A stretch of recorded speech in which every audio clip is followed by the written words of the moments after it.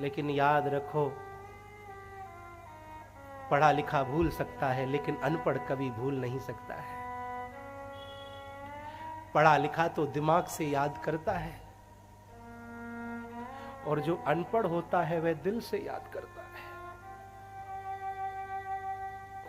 दिमाग तो एक ऐसी चीज है, इसमें तो वस्तुएं आती हैं, निकल जाती हैं, चलती रहती हैं, लेकिन हृदय तो ऐसा स्थान है, इस हृदय रूपी स्थान में एक बार जो बात बैठ जाए फिर वह निकलती नहीं है। कन्हैया ने पूछा, बता मां कौन सी बात? बोले, रात को तू मोसो कह रहे हो कि मैं परसों आ जाऊंगा, तू परसों आ तो जाएगा ना? कृष्ण के पास इस प्रश्न का कोई उत्तर नहीं था। कृष्ण कहते हैं, मैया अपनो ध्यान रखियो है, समय पे खा पी ले करियो, मेरी फिक्र मत करियो। मैया यशोदा समझ गई नहीं आवेगा, पता तो पहले ही मैया यशोदा को, लेकिन कन्हैया के जवाबन से मैया यशोदा जान गई कि ये लौट के आवे वारो नहीं है। मैया ने कन्हैया का हाथ छोड़ दिया। भगवान श्री कृष्ण रथ में बैठ गए, बलराम बैठ गए, रथ आगे बढ़ने लगा। यशोदा रथ के पीछे दौड़ने लगी। दौड़ती है, पांव मैया के वस्त्र में उलझ जाते हैं, एक साथ मैया गिर पड़ती है, फिर लड़खड़ा के खड़ी होती है, फिर दौड़ती है, फिर गिर जाती है, फिर दौड़ती है, फिर गिर जाती है।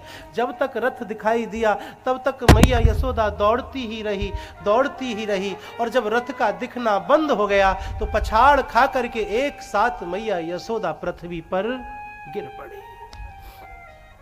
दो ब्रजवासी आगे बढ़े, मैया को दौड़ करके उठा करके महलों में लेकर के आए।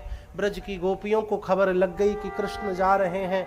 मार्ग को रोक करके ब्रज की गोपियां खड़ी हो गई हैं, लेट गई हैं। यहाँ भी ये छलिया परसों की बात कह करके ब्रज की गोपियों से विदा ले लेता है। राधा रानी से भी कृष्ण का बड़ा मधुर मिलन धर्म प्रेमियों हुआ है। चलते समय कृष्ण ने राधा रानी को अपनी बांसुरी थमाई है। मुझे तेरी याद आती थी राधा, तो मैं बांसुरी में फूंक मारता था तो तू दौड़ी चली आती थी। आज के बाद तुझे जब मेरी याद आए तो इस बांसुरी में फूंक मार देना, मैं संसार के किसी भी कोने में क्यों ना हूं, तेरे पास दौड़ा चला आऊंगा। वचन मांगा, राधा तेरी आंखों में आंसू नहीं आने चाहिए। कृष्ण मांगे और राधा ना दे, ऐसा कैसे हो सकता था? वचन दे दिया, आंखों के आंसू सूख गए। इसके बाद अक्रूर जी रथ को आगे बढ़ाए हैं। अक्रूर जी के मन में जो डर था, भय था, वह भय दूर किया अपना चतुर्भुज रूप दिखा करके। मथुरा में भगवान पहुंचे, ब्रजवासियों से मिले। ब्रजवासी बहुत प्रसन्न हुए, बोले भैया हम मामा के यहाँ आए, बड़ो आदर सत्कार भयो, अभी तो मामा के घर ना पहुंचे, ना जाने कितनो आदर सत्कार होगो, लेकिन हम पे तो ये मैले कुचैले से कपड़ाएं, फटे टूटे से कपड़ाएं, अरे कम से कम कोई बढ़िया से कपड़ा तो दिलाए दे, वस्त्र तो दिलाए दे, चलो मेरे साथ तुम। कन्हैया लेकर के धोबी घाट पहुंचे। धोबियों से कही, मामा राम